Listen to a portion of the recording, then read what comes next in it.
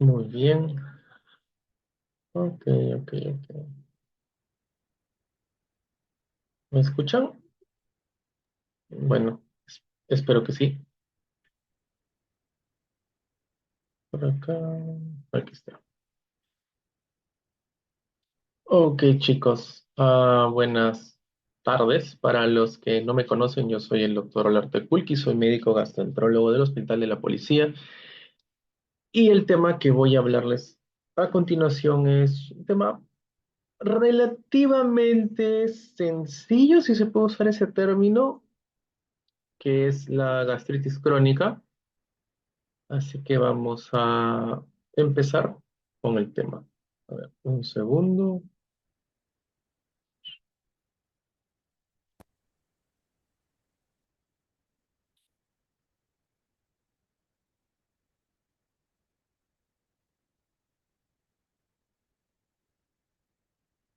Me avisan, por favor, si pueden ver las diapositivas. Sí se puede observar, doctor. Muchas gracias. No soy tan bueno con la tecnología como quisiera. Muy bien.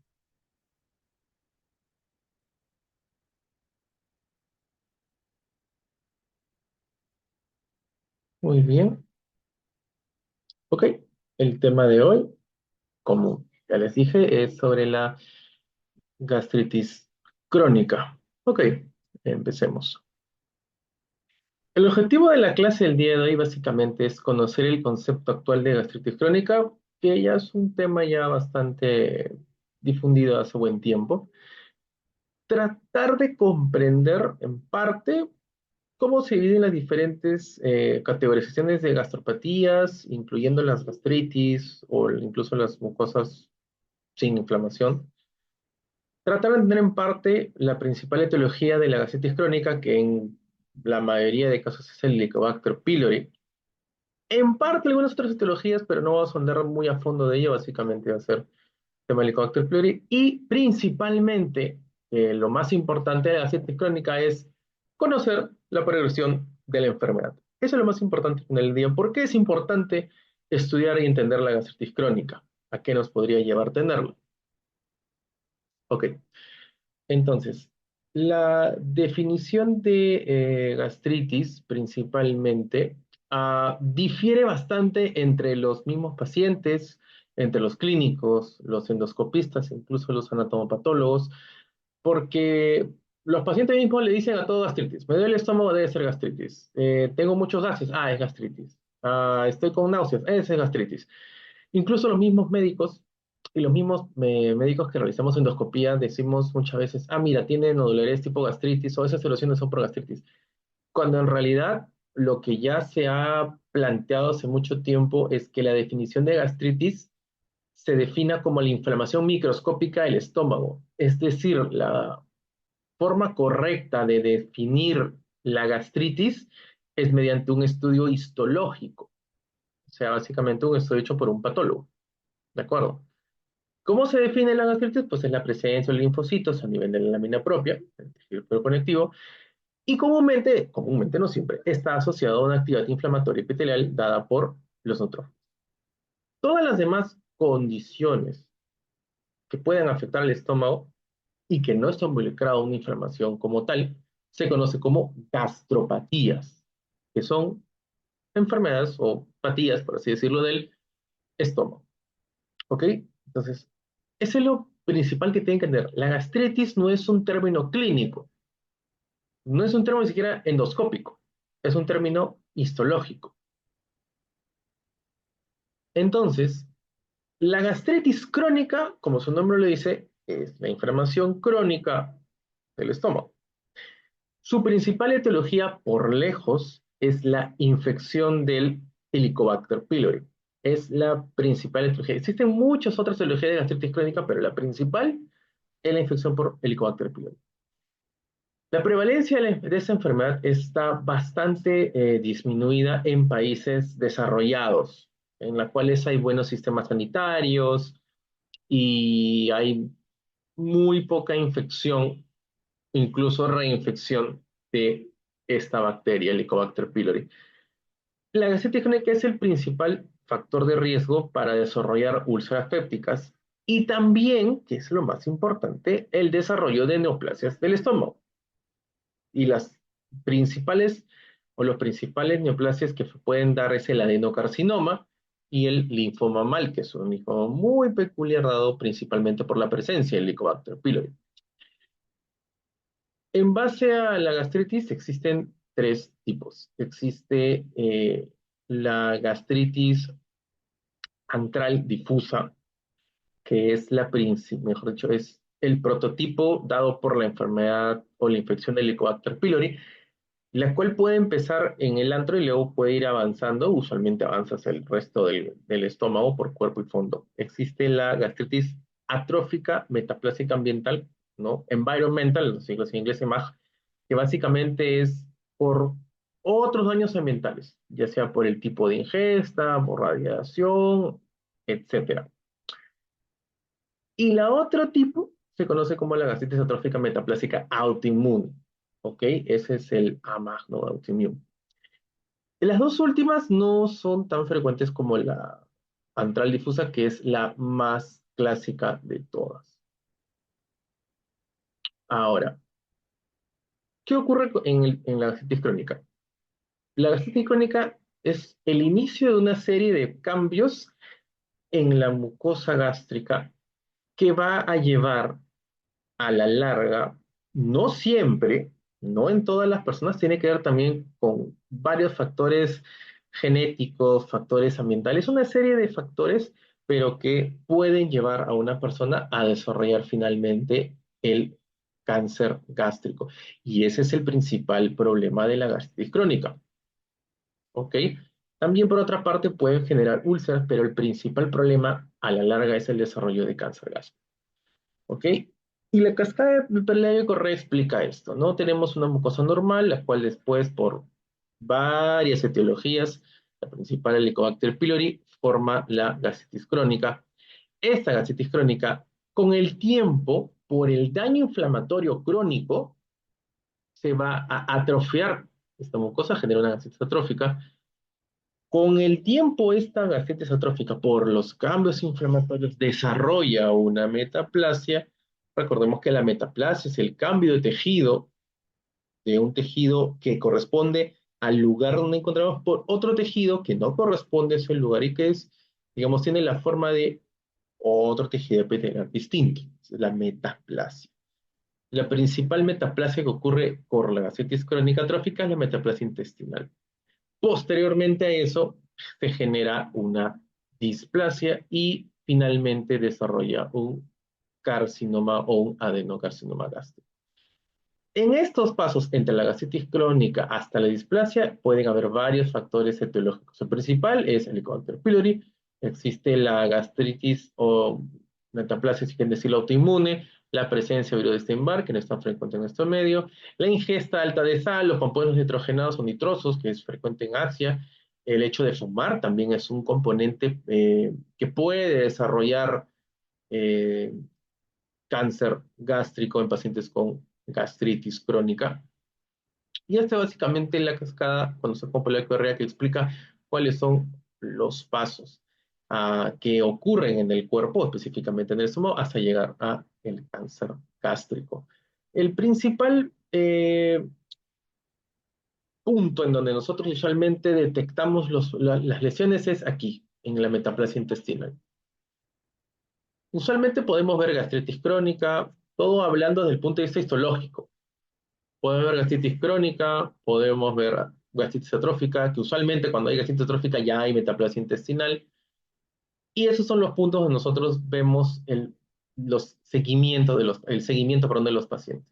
Y ha llegado una parte de displasia o de cáncer, ya sea temprano o avanzado, tenemos que actuar. Hasta aquí se puede hacer seguimiento. Una vez que aparecen estos componentes, ya tenemos que actuar, es decir, retirar la lesión, si es una lesión visible o no.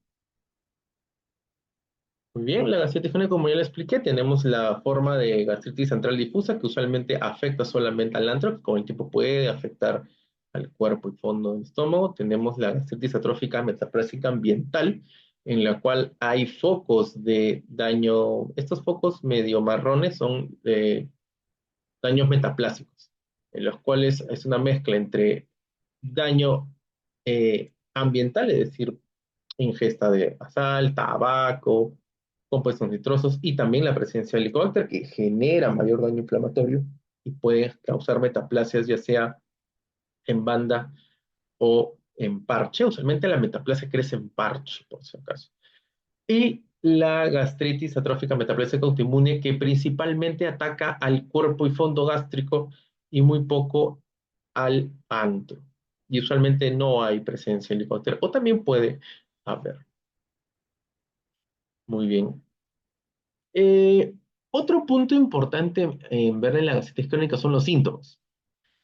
¿Y cuál es el principal problema con los síntomas? Que hay una baja relación entre la actividad histológica, o sea, si hay un infiltrado a nivel histológico inflamatorio leve o moderado o severo, o hay gran actividad histológica, no hay una buena relación con los hallados endoscópicos y con los síntomas. O sea, puedes tener un paciente que histológicamente sea una gastritis leve, o a veces ni siquiera una gastritis, una gastropatía reactiva, otro tipo de lesión, con muchas lesiones erosivas en endoscopía, o sea, un estómago dañado visualmente, y que el paciente esté tranquilo, sin molestias por ahí, un leve disconfort abdominal, y que se hace una endoscopía porque le tocaba un seguimiento o por cualquier otra razón se hizo una endoscopía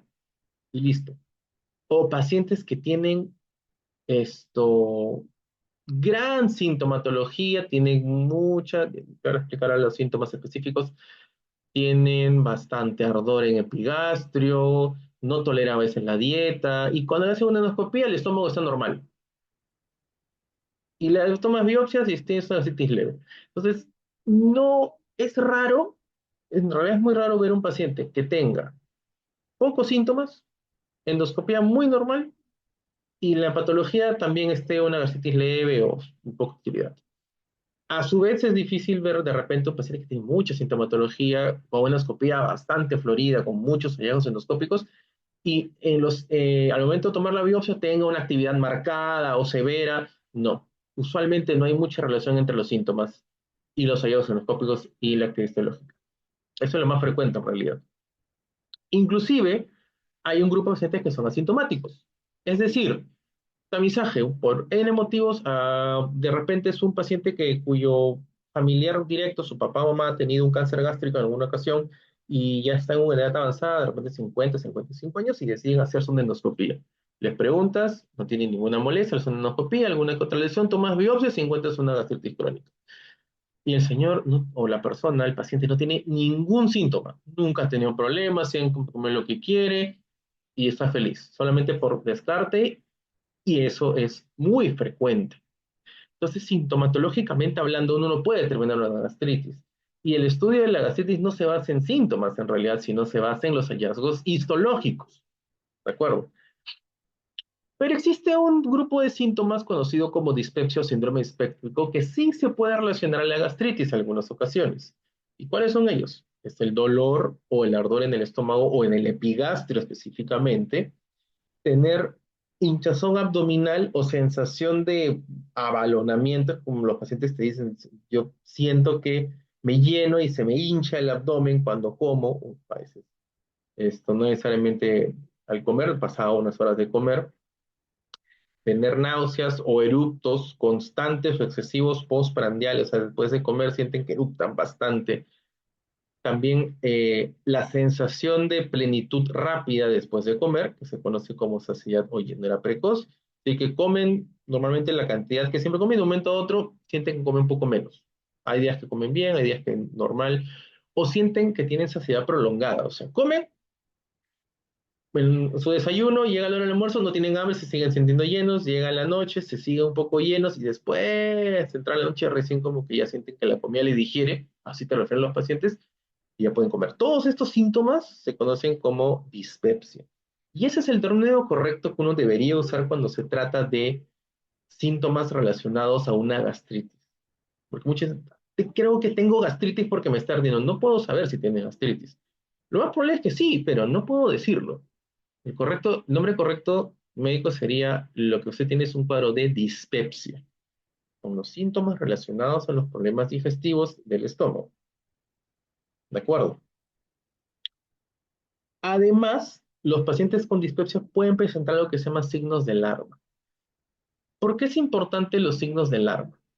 Normalmente cuando un paciente tiene dispepsia o cualquier cuadro dispéptico, de inicio, si son personas jóvenes, menor de 40 años, no se suele indicar una endoscopía.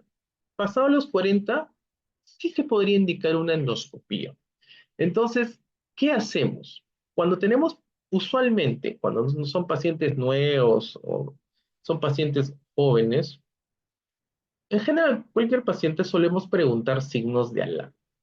Son señales que nos pueden indicar de que la causa del problema es un poco más peligroso de lo que podría ser una dispepsia común en un cuadro de gastritis quizás o una gastropatía.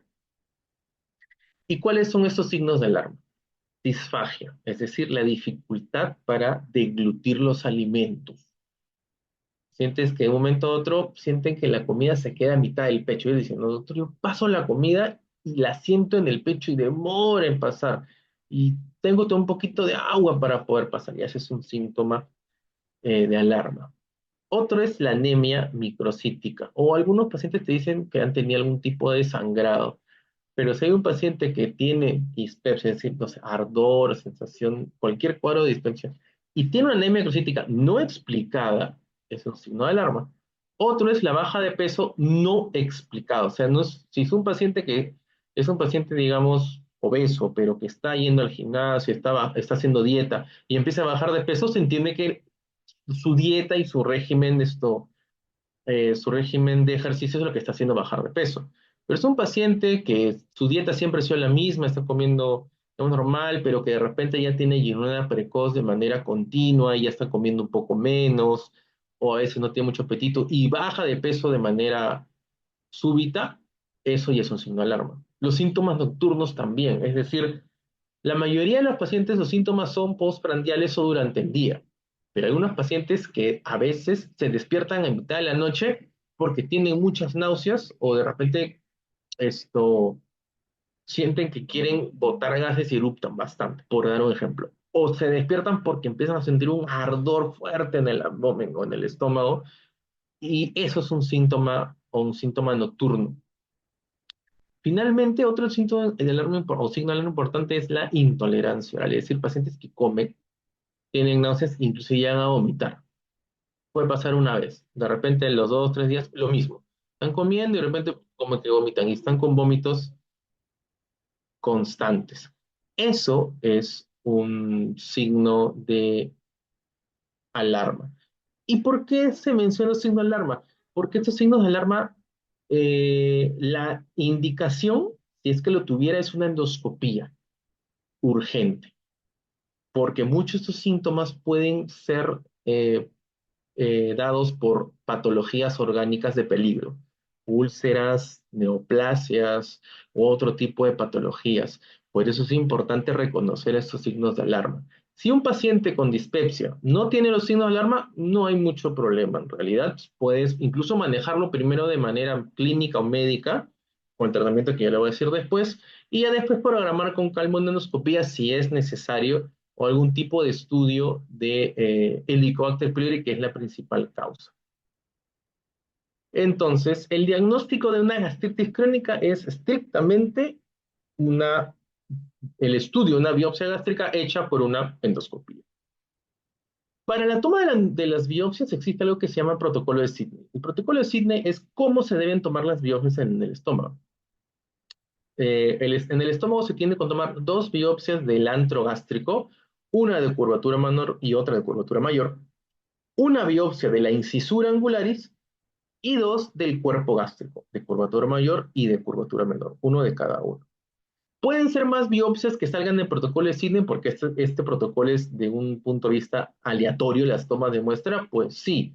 si existen zonas sospechosas de metaplasia o de displasia, usando una visión especial del endoscopio que se conoce como cromendoscopía, que puede ser virtual o con tinción, sí se pueden tomar biopsias. Se aconseja que cada muestra sea un frasco separado o agruparlo de acuerdo al tipo de lugar donde se extrajo. Las dos de antro en un frasco, las otras dos de cuerpo en otro frasco separado para su lectura, y la muestra de insusura puede ir en el mismo frasco de antro o separado.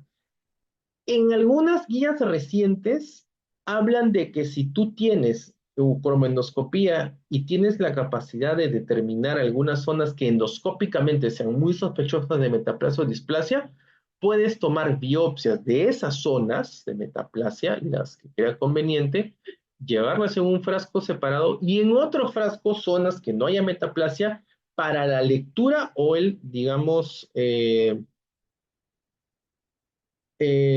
diagnóstico de Helicobacter pylori, que también es una forma de verlo, aunque no está tan, digamos, categorizado o regulado, pero la forma estándar es con el protocolo de Sidney. ¿Y por qué se usa el protocolo de Sidney? Sí, porque es el lugar, vamos en el primer cuadro, es el lugar donde con mayor frecuencia se encuentra el Helicobacter, ¿no? En la zona del antro, hasta un más del 50%, un 60% se puede encontrar en esa zona. En la incisura y en el resto del cuerpo gástrico, más o menos de un 21 hasta un 30%, sumamos 12 más 21 son un 33%, y en muy poco porcentaje ya en el fondo gástrico. Tomando de esto solamente de anticuerpo, ya tenemos bastante posibilidad de encontrar un Helicobacter pylori sin que se nos escape el germen. Lo mismo con el protocolo de CITE en relación a las zonas de atrofia. Como pueden ver aquí, 50 y 61% de veces empieza la atrofia a nivel del antro, ese cuerpo ya 26,9%, y también zonas de metaplasia. Por eso es importante reconocer y saber dónde va uno a tomar las biopsias usando el protocolo de CITE, que es un buen protocolo si se sabe usar bien. Y también ayuda porque no todos los centros tienen colmendoscopía virtual o colmendoscopía con tinción. Y es bueno saber, si no uno tiene digamos, la tecnología para detectar metaplasia, lo mejor sería utilizar el tema del protocolo de Sidney, ¿no? Se utiliza en curvatura menor del antro, o se realiza en la curvatura menor del antro a 1 o 2 centímetros del píloro, igual que en la curvatura mayor del antro a 1 o 2 centímetros del píloro. Incisura angularis, se toma una muestra y a más o menos 6 8 centímetros por curvatura mayor, se toma la biopsia de cuerpo, y perdón, a 3 a 4 centímetros de la curvatura menor se toma la segunda de cuerpo. ¿Ok? Muy bien. Pasemos a hablar sobre el causante principal de la gastritis crónica, que es el Helicobacter pylori, un germen creo que ya muy conocido por todos nosotros. Es una bacteria gram negativa flagelada de forma helicoidal o espiral. Su infección causa la gastritis central difusa. Esta afecta inicialmente las capas superficiales de la mucosa para luego ir profundizando hasta generar mayor daño. Lo que ocurre es lo siguiente, ¿no? Las citocinas quimiotácticas inducidas por el Helicobacter pylori van a generar un infiltrado inflamatorio agudo persistente inicial, que son neutrófilos, o la presencia de neutrófilos. Y a la vez esta va a coexistir con una inflamación crónica por el tiempo que está el germen, ¿no? Que ya va a aparecer linfocitos, las células plasmáticas y los macrófagos. Toda esta aparición se ve en el estudio, perdón, en el estudio histológico. Muy bien. Ahora, endoscópicamente hablando, se podría determinar cuál es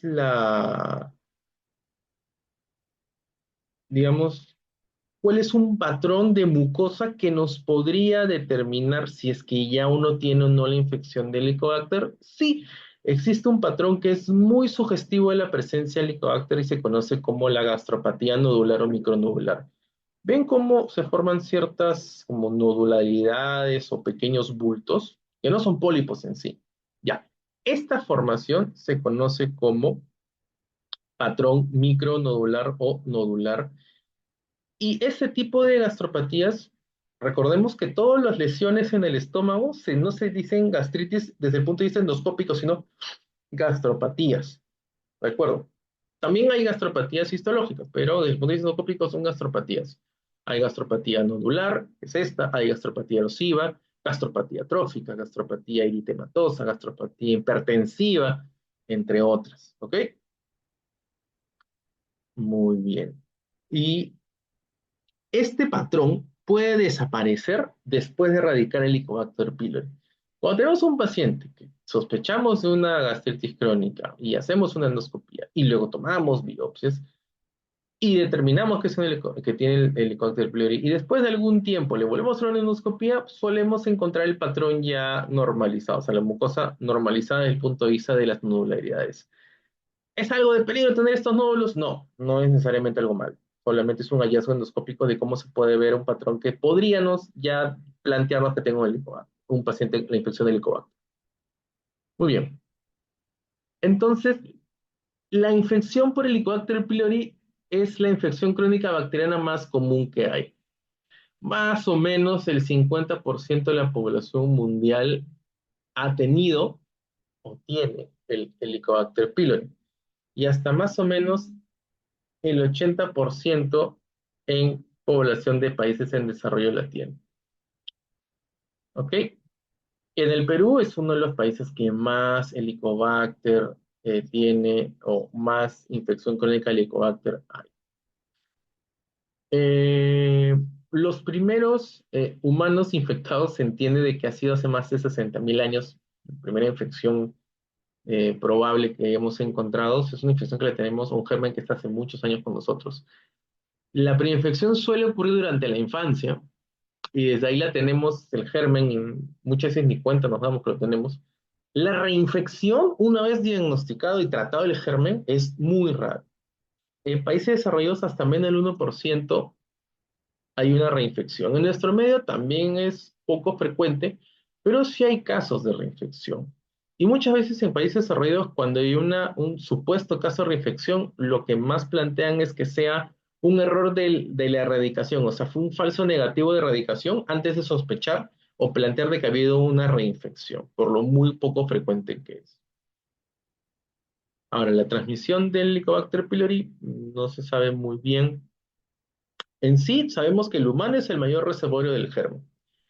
El modo exacto de transmisión no está bien establecido. Hay algunos que dicen que es gastroral, otros dicen fecal oral, otros dicen oral oral, que es la menos planteada, o sea, una persona a otra directamente. La más frecuente y la más establecida, algunos dicen fecal oral. Pero lo que se sabe es que la fuente más probable de contagio sea el agua contaminada con Helicobacter pylori. Y eso es porque nosotros usamos agua no bien tratada para cocinar o para incluso bañarnos para muchas cosas. Y esa es la principal fuente de transmisión del Helicobacter pylori sería el agua contaminada. ¿Cómo detectamos el germen? Bueno, existen varias técnicas para detectar el Helicobacter pylori. Tenemos el principal, el más común, el más frecuente es el test de urea ureasa en aliento, que tiene una gran sensibilidad y especificidad. En algunos lugares se considera como el gol estándar clínico. No es el gol estándar, lo consideran así. Es costo efectivo, es confiable, te puede ayudar para detectar y confirmar un diagnóstico y una erradicación, ¿no? En algunos casos, bajo ciertas condiciones de gastritis y algunas lesiones malignas, su eficacia disminuye, ¿ok? Lo único malo es que es el equipo. El equipo para tener el test del aliento es un poco caro, pero si uno lo logra tener, es una buena herramienta para hacer un diagnóstico y control posterior. Los test de antígenos en S también tienen una alta sensibilidad y especificidad. Es otra manera de verlo. Son rápidos, son bastante costo efectivos. No requieren muchos instrumentos caros. Lo único malo es que si el conteo de bacterias es bajo, te puede dar un falso negativo, ¿no? Y no es útil para confirmar la erradicación posterior. No es un método útil. Sirve más para el diagnóstico, más no para el seguimiento o control posterior. Y para eso mejor es usar un test de ureasa. Existen pruebas alérgicas que son las menos sensibles y las menos específicas de todas. No son nada caras, es serología, estudio en sangre, ¿no? Para detectar IgM y IgG del Helicobacter pylori. Lo malo es de que no nos ayuda mucho para algunas infecciones, digamos que están ocurriendo en el momento y tampoco nos ayuda a confirmar la erradicación. No es el mejor método definitivamente que se debe usar para para estudio y diagnóstico. Lo utilizan como para tamizajes de poblaciones grandes. Tienes síntomas y quieres detectar si puedes tener el germen, te hacen la prueba, sale positivo, necesitas una segunda prueba confirmatoria. No es que con la prueba serológica ya tienes el germen y ya te dan tratamiento. En realidad no debería funcionar o no funciona así. Después están otros test que sí necesitan, o sea, necesitan de la endoscopía y la biopsia. Existe el test de ureasa rápido, que es una prueba en la cual una vez que ingresa con el endoscopio, tomas muestras de la mucosa gástrica y esas muestras las sacas y las dejas en un disco pequeño en el cual si se tiñe la muestra de usualmente azul es positivo, si se tiñe de rosado es negativo. Es súper rápida y es bastante buena, tiene una buena sensibilidad, una especificidad bastante buena. Lo único malo es que en la mayoría, no todos, pero muchas veces lo utilizan para detectar en el momento si hay la presencia de Helicobacter, dar tratamiento y de todas maneras esas muestras pueden ser llevadas a estudio histológico. Entonces, a pesar de que salga positivo, siempre aconsejan, si usa la prueba rápido ureasa para dar tratamiento inmediatamente al Helicobacter, de todas maneras llevarle estudio para confirmarlo y de esa manera tener un mejor diagnóstico. El cultivo, que si bien es cierto, no es muy sensible en algunos casos, pero es bastante específico, es el gol estándar definitivo. Casi todas las infecciones que existen, el gol estándar es el cultivo. Y aparte que también nos ayuda para la sensibilidad antibiótica en algunos pacientes que tienen dificultad de erradicación. El gran problema es que es costoso, consume mucho tiempo, no es inmediato, los cultivos no son inmediatos, tienen que esperar bastante tiempo, y requiere de un personal experto en microbiología para realizarlo. No en todos los centros se hacen, creo que en el Perú solamente en el INS hacen cultivos de Helicobacter pylori, y solamente son casos muy específicos en donde se realizan los cultivos, pero es el gol estándar en realidad. El estudio histopatológico es el más confiable de todos, junto con el test del aliento, tiene una alta especificidad y sensibilidad. Se considera para muchos el gol estándar del diagnóstico muy aparte del estudio del test del aliento. Provee información adicional sobre otras patologías, no solamente te determina el Helicobacter pylori, puede ser gastritis, si hay alguna gastropatía, si hay metaplasias, si hay lesiones tipo úlcera, te ayuda en varias cosas y es una de las principales herramientas que tenemos para estudiar la gastritis. Y finalmente están el PCR, los métodos moleculares, ¿no? Que son bastante sensibles aún en conteos bajos, solo que muchas veces son caros, requieren equipos sofisticados, no se utiliza mucho el real PCR para el Helicobacter, pero es un lujo usarlo. Y sí, puede haber unos falsos positivos, pero su utilidad como diagnóstico es muy específico. Tenemos mucha duda diagnóstica. En realidad no es tan usado el PCR. En estudios quizás sí, estudios grandes, pero de forma rutinaria casi no usamos PCR, al menos el Helicobacter. Estas son algunas tablas de los tratamientos para el Helicobacter pylori que tenemos. Les voy a explicar, quedemos con estas dos líneas, que son las más usadas. Tenemos la famosa terapia cuádruple con bismuto, que es usar un inhibidor de bomba, cualquier inhibidor de bomba, es omeprazol, lansoprazol, pantoprazol, de forma dual, o sea, 2 veces al día, junto con bismuto. La forma ideal es el subcitrato de bismuto, acá en el medio es subsalicilato. La diferencia es que para llegar a tener un efecto antibacteriano, la dosis del subsalicilato tiene que ser mayor inclusive que la del subcitrato, por eso unos prefieren o sea, no es tan sencillo con el subsalicilato, pero tenemos que usar junto con tetraciclina o doxiciclina. La diferencia es la dosis, tetraciclina es cada 6 horas, la doxiciclina es cada 12, y el metronidazol. Este es el esquema más convencional, lo más común que ahí tenemos hoy por hoy. La duración de la terapia son de 14 días. Existen otros como la famosa terapia cuádruple con levofloxacino, en la cual es IVP con bismuto, levofloxacino y amoxicilina. Antes los usaba bastante, la clásica es la primera, ¿no? Que es el IVP con claritromicina y amoxicilina, que es la terapia triple que se ha durado por muchos años. Acá es 14, no son 7 días por si acaso. Pero con el tiempo las terapias actuales tienen siempre el bismuto dentro de su esquema. Y la terapia de bismuto cuádruple es la principal, seguida de la terapia con levofloxacino, amoxicilina y bismuto.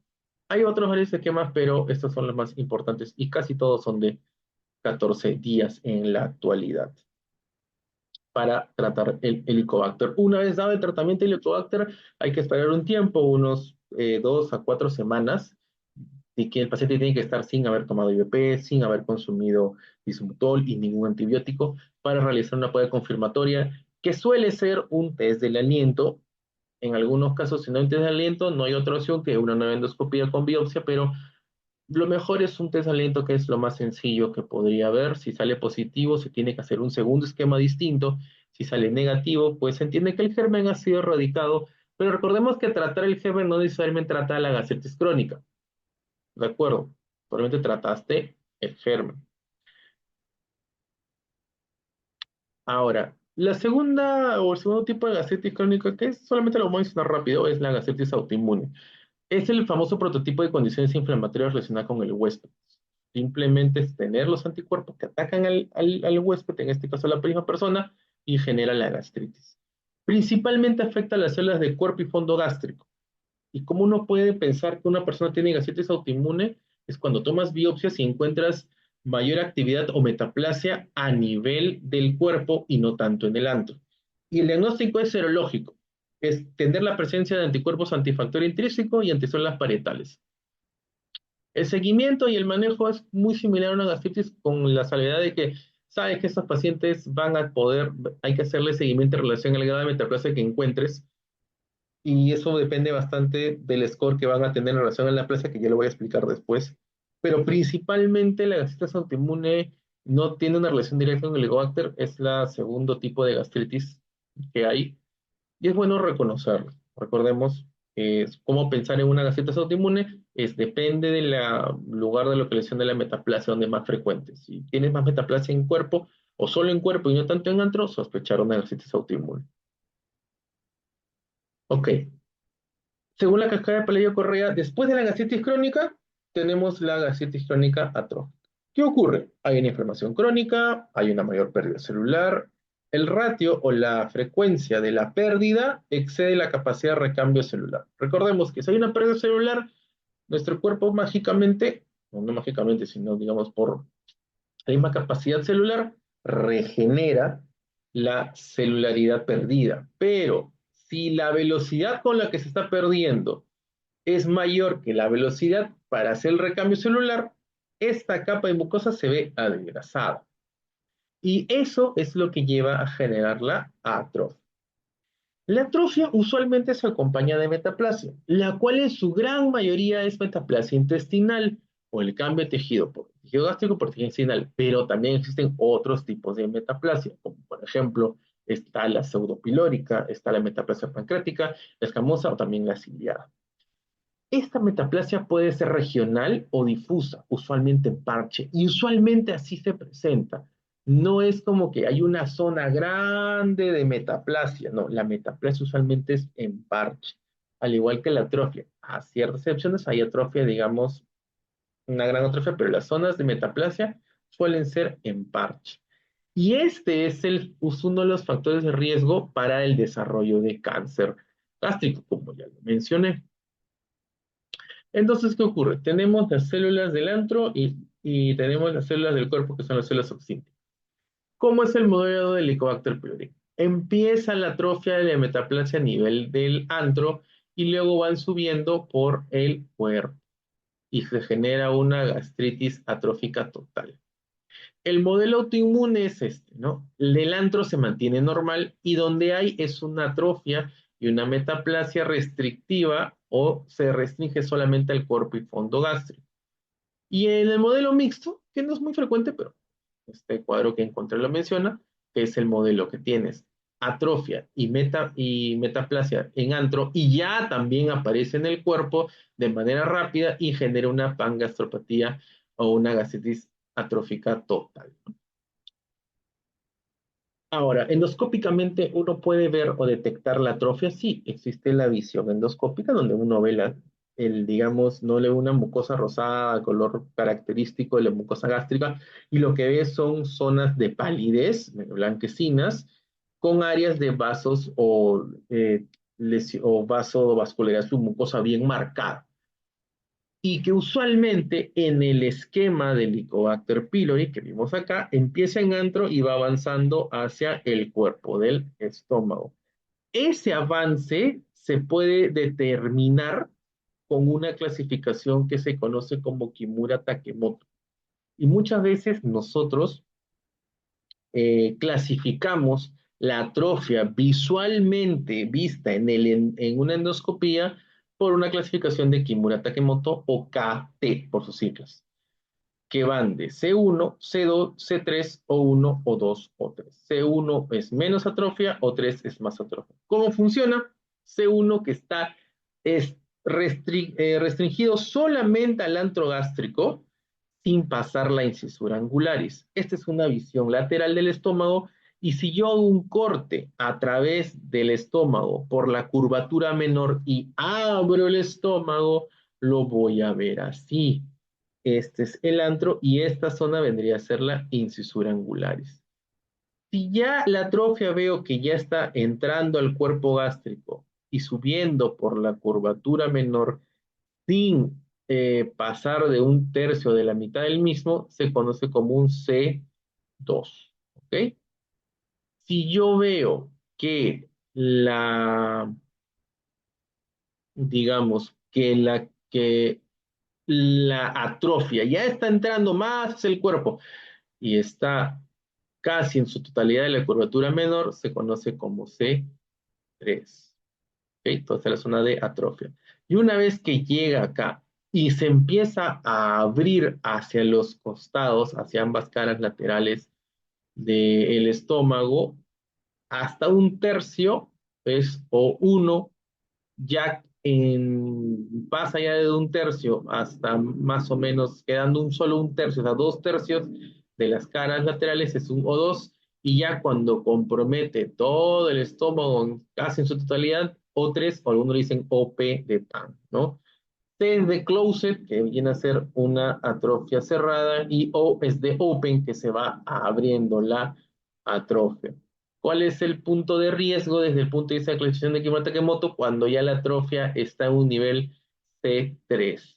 De C3 para adelante es una atrofia de riesgo y sí requiere un seguimiento endoscópico con regularidad. Bien, con respecto a la metaplasia intestinal, es el cambio de tejido epitelial gástrico por tejido intestinal. Esto usualmente no es reversible.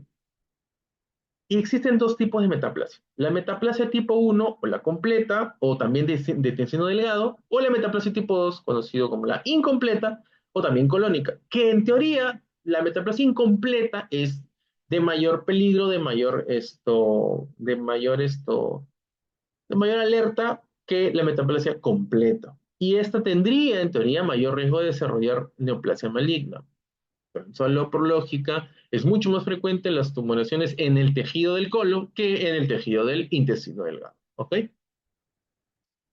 Ahora bien, esta clasificación que les voy a mostrar se conoce como una clasificación de Olga-Olgin. Voy a tratar de explicarles más o menos en qué consiste. Desde el punto de vista histológico, la atrofia y la metaplasia intestinal se pueden dividir en tres tipos: leve, moderado o severo. ¿Ok? Entonces, por ejemplo, si yo tuviera, vamos a ver acá, atrofia o metaplasia.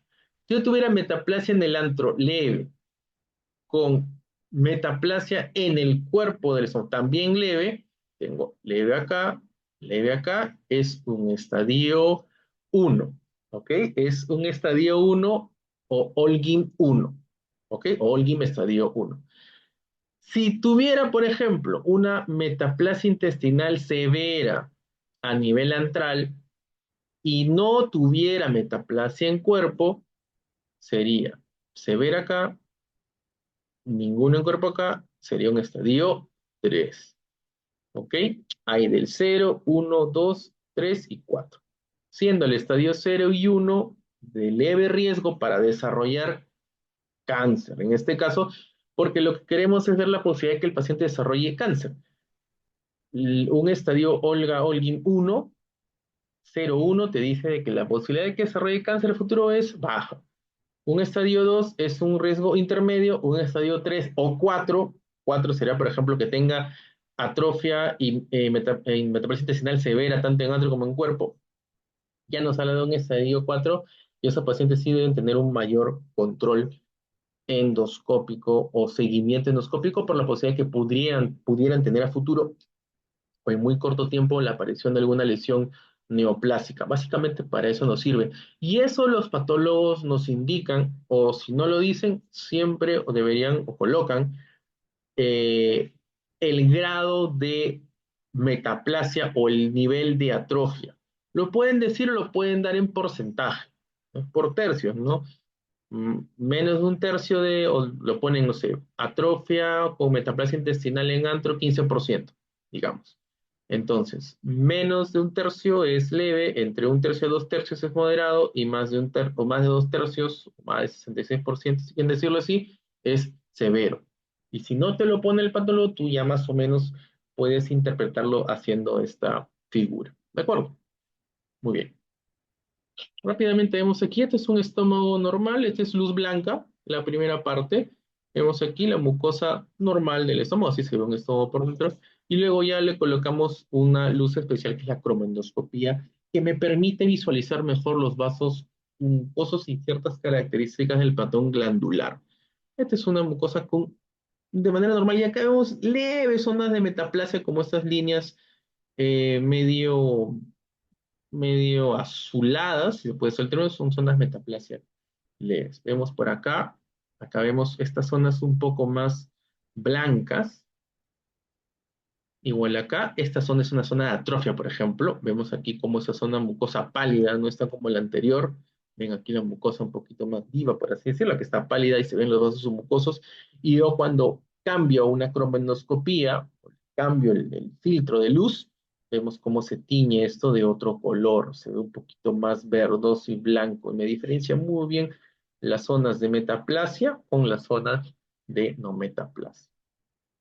Y esto es mucho más marcado. Si ustedes logran ver acá estos parches, este es luz normal, estos parches blancos como islotes, aquí también un islote acá y otro acá, ya, esto es una metaplasia de antro marcada. Y si yo le hago una cromoendoscopía, se ve claramente cómo se forman estos parches medio blanquecinos con un halo verdoso. Ya estas son parches de metaplasia, no son sábanas, no son extensiones grandes, son parchados. Y acá con cromoendoscopía y magnificación se ve bien delimitado el área de metaplasia a nivel de la mucosa. ¿De acuerdo? Muy bien. Hace mucho tiempo, bueno, no hace mucho tiempo, hace un par de años, se trató de usar o una manera de cómo nosotros podemos interpretar o, mejor dicho, categorizar los diferentes tipos de gastritis que hay, tanto desde el punto de vista histológico como el etiológico, y salió el REGAIN, ¿no? Es el Real World Gastritis Initiative, que trata de, digamos, encasillar o englobar de manera sencilla, se puede usar ese término, como eh, clasificar y hacer una nomenclatura de las gastritis crónicas. Es un estudio bastante interesante, si quieren lo pueden buscar y leerlo, pero la parte importante de lo que ustedes deben entender es que existen unos fenotipos de patologías no neoplásicas a nivel de la mucosa gástrica. ¿Ok? No todo lo que nosotros tomamos biopsia y lo va a ver el patólogo nos va a decir que sea una gastritis crónica. Existen otras cosas que pueden decir, ok, esto de aquí no es gastritis crónica. Esto de aquí ni siquiera es una gastritis en sí. Puede ser que es una mucosa normal. Es decir, tomo biopsias, veo el patólogo, bueno, aquí no veo ninguna alteración importante. ¿Ok? Y en este caso, el diagnóstico histológico de la mucosa gástrica dentro de límites normales es, tiene que detectarse, o los patólogos tendrían ver si la biopsia tomada es normal, porque es importante para el médico decirlo, oye, si el paciente tiene mucha sintomatología, por ejemplo, pero la biopsia es normal, Entonces, ¿por qué tiene mucha sintomatología? O no es un cuadro de gastritis, que no es una gastritis, o está teniendo un cuadro de dispepsia funcional, que es otro tipo de patología que también puede estar asociado a síntomas disépticos. Ojo, puede haber anormalidad de la mucosa no inflamatoria como las conocidas gastropatías. De ellas, la más frecuente se conoce como una gastropatía reactiva, antes llamada gastritis C, C de química. ¿Ok? Y resulta de, por ejemplo, agentes químicos, como por ejemplo el reflujo gastrorenal o el reflujo biliar, que es muy frecuente en pacientes que tienen reflujo biliar, es decir, la bilis que está o que sale de la vía biliar, en lugar de avanzar al duodeno a través del intestino, hay parte que regresa al estómago y esa bilis puede generar y lesionar e inflamar, o no inflamar, sino lesionar de forma constante la mucosa del estómago y eso se conoce como una gastropatía reactiva.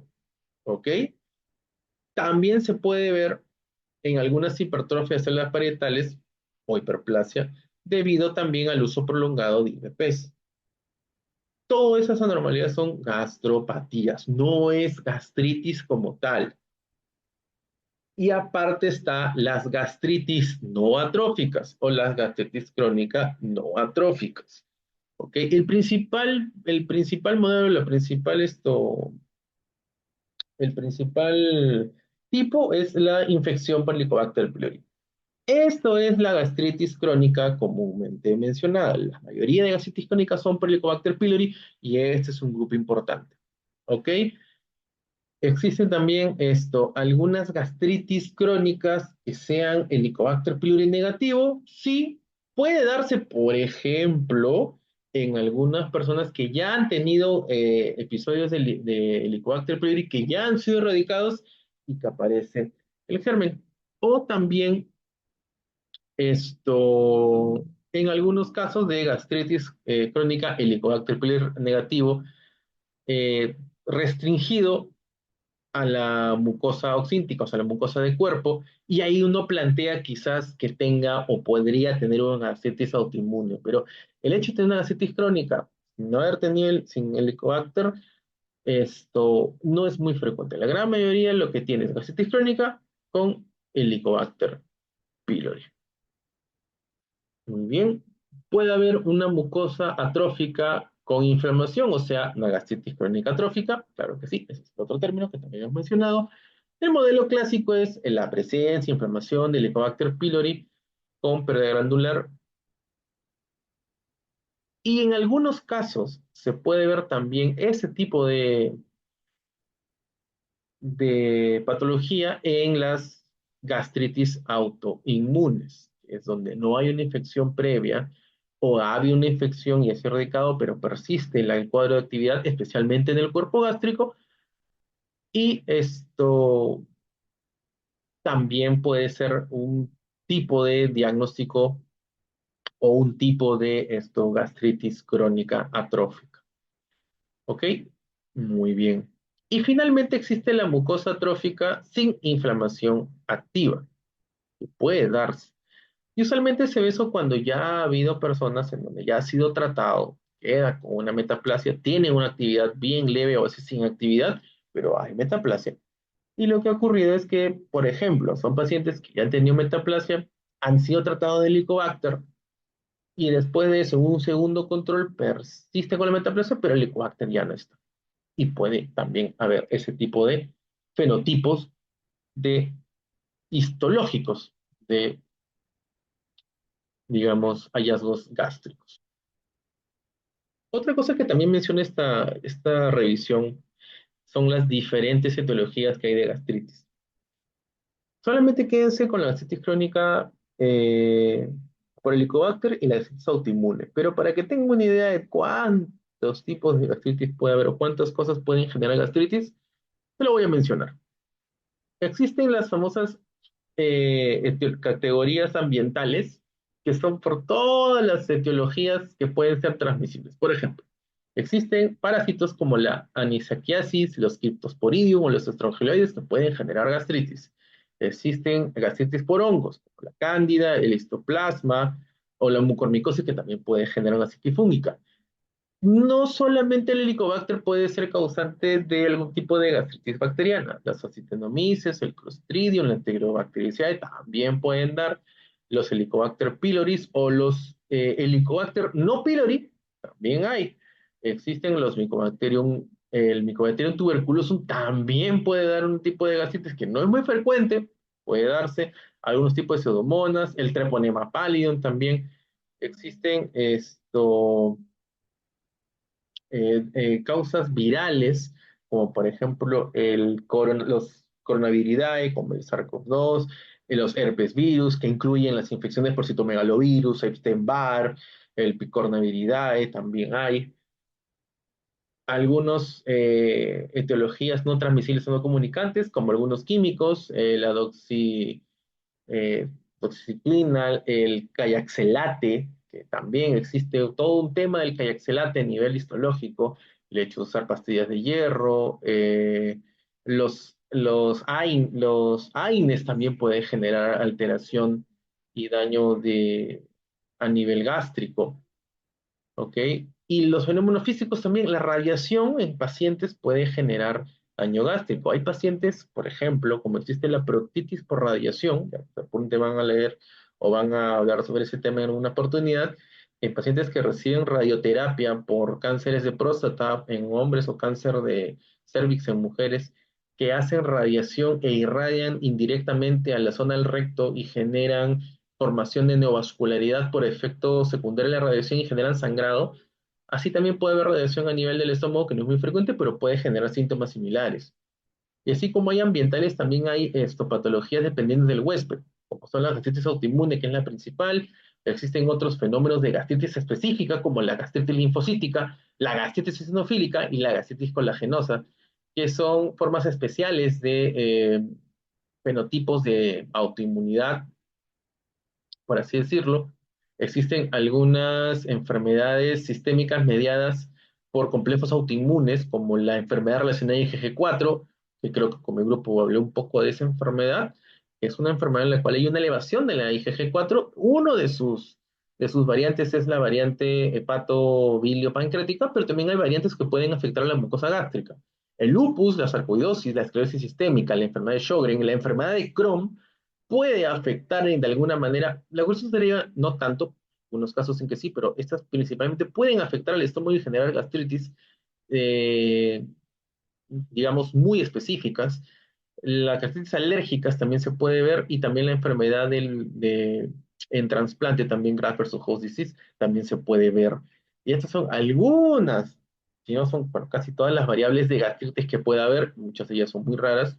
Las más frecuentes son la gastritis crónica, por Helicobacter pylori y la gastritis autoinmune. ¿Ok? Listo.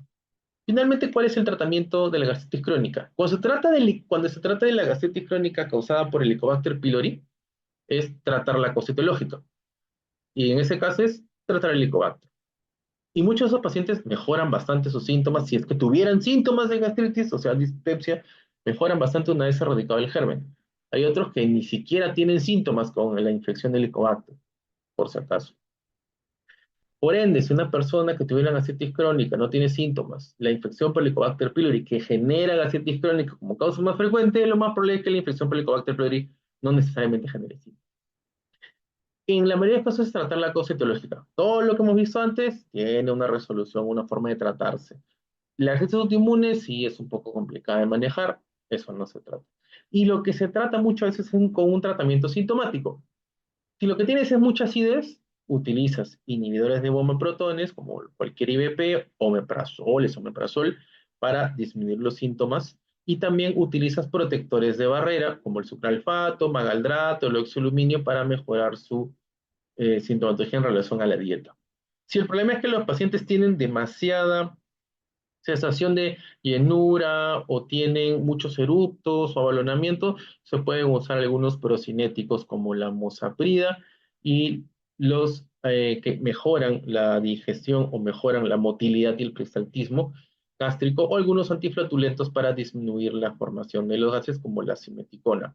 Y recordemos que ninguno de estos medicamentos debería indicarse si los pacientes tienen signos de alarma previo, o sea, previo a la endoscopia. Es decir, Es un paciente con signo de alarma. Antes de plantearle cualquier medicamento, lo primero es hacer una endoscopía para asegurarse que no haya nada orgánico de peligro. Y si no hay nada orgánico, has hecho las biopsias respectivas y ya iniciar con el tratamiento. Y el tratamiento endoscópico de ser necesario, de acuerdo a lo que le mencioné, los signos de alarma que puedan tener. O si requieren un tratamiento endoscópico específico. ¿De acuerdo? Muy bien, entonces, ¿qué conclusiones podemos sacar de todo esto? Que el diagnóstico actual de gastritis crónica es principalmente histológico, y eso es lo principal que quiero que entiendan. La gastritis crónica no es un término endoscópico ni clínico, es un término histológico. Segundo, que la inflamación gástrica crónica conlleva al desarrollo de atrofia y metaplasia, cual es principalmente intestinal, y es uno, si no es el principal factor de riesgo para un específico tipo de cáncer gástrico. Son dos, el adenocarcinoma gástrico y el linfoma Maltese. ¿Puede haber otro tipo de neoplasias en el estómago? Sí, pero esas son las dos principales que son dadas de lejos. El principal cáncer gástrico es el adenocarcinoma, cuyo principal factor es la presencia de gastritis crónica. Y si el principal factor o principal etiología de la gastritis crónica es el Helicobacter pylori, que es la principal causa de esa infección, hay que erradicar el Helicobacter pylori para disminuir en parte el riesgo de generar adenocarcinoma.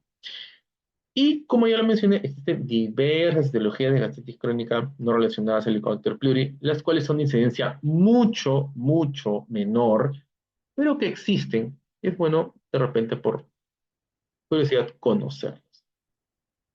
La bibliografía que he utilizado y eso es todo, creo yo. Sí, eso sería. ¿Alguna duda sobre el tema? A ver,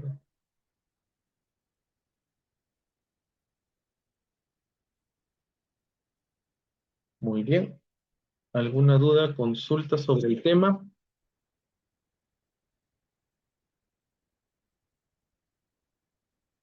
¿Todo quedó claro? ¿Se entendió todo? ¿No se entendió nada?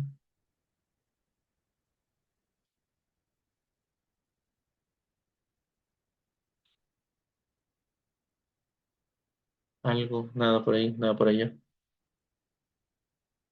Todo claro, doctor.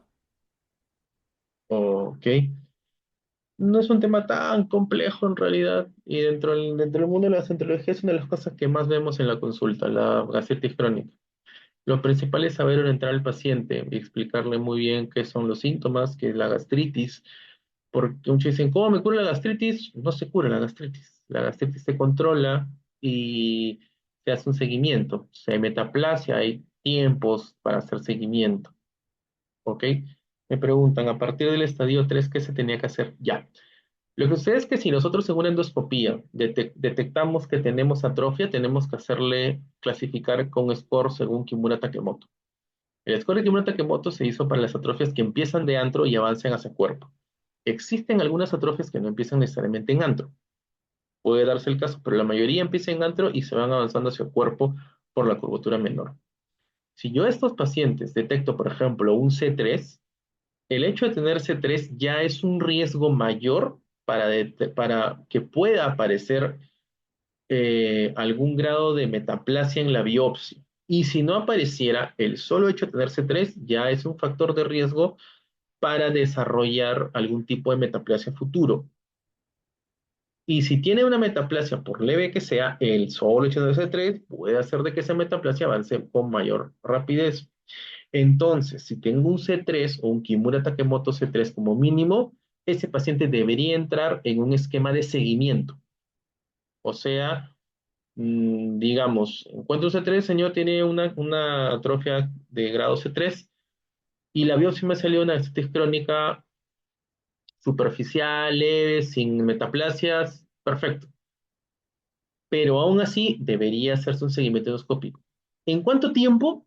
No es necesario que sepan, esa es mucho de la especialidad, pero usualmente los controles de endoscopía varían entre 1 año, 3 años o 5 años en relación a muchos factores. Si ha habido helicobacter previo, si ha habido erradicación, el tipo de atrofia que se encuentre, si hay presencia de hepatitis, perdón, hepatitis, digo, gastritis autoinmune, si esto ha habido o hay algún familiar de primer grado con algún tipo de cáncer gástrico, todo eso existen escalas o scores que me determinan en cuánto tiempo yo debo hacer el seguimiento. Y solamente por el hecho de tener un C3 o más, ya entra un grado de seguimiento. Puede ser 3 años o 2 años, pero ya implica un grado de seguimiento.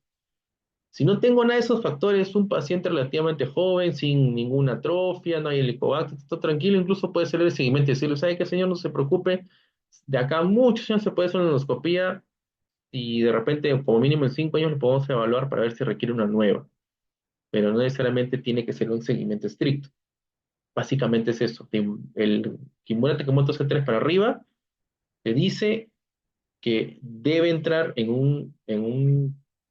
digamos, en un esquema de seguimiento endoscópico. Básicamente es eso.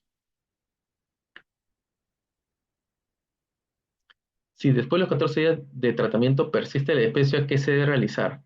Muy bien. En realidad, lo más esperable es que después de los 14 días siga con dispepsia. ¿Por qué? Lo que ocurre es que si nos ponemos a pensar, no es la infección por Helicobacter lo que genera las molestias, sino ¿cómo decirlo? Es la gastritis producida por el Helicobacter lo que genera las molestias. Entonces, si yo doy tratamiento para el Helicobacter, perfecto, me puede haber erradicado el germen, pero las molestias van a seguir, es lo normal. Muchos pacientes van a decir, doctor, terminé el tratamiento y ya soy un poco mejor. O te dice, doctor, he tomado el tratamiento, regañadientes, sigo mal. No se preocupe, le das tratamiento sintomático. 1 mes, 2 meses, 3 meses. Le haces el control del test de aliento. Sale negativo. Señor, ya no tiene Helicobacter. Doctor, sigo con molestias. Entonces, ¿qué tienes que hacer? Tener mucha paciencia. ¿Por qué? Porque los síntomas de dispepsia generados por el Helicobacter pueden durar hasta 6 meses. O sea, yo di tratamiento de Helicobacter pylori, no es que ya, traté el Helicobacter y ya señor se va a curar con esto. Sí, se va a curar del Helicobacter probablemente, pero de los síntomas, no necesariamente.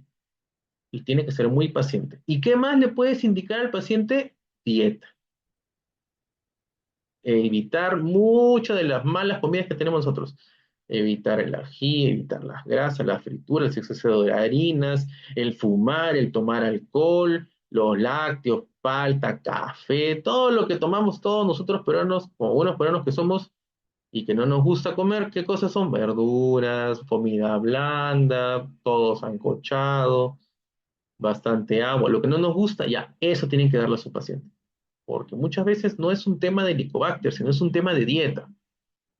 Y hacerle entender a un paciente de que lo principal de su problema no es el Helicobacter, sino la dieta, a veces es muy difícil.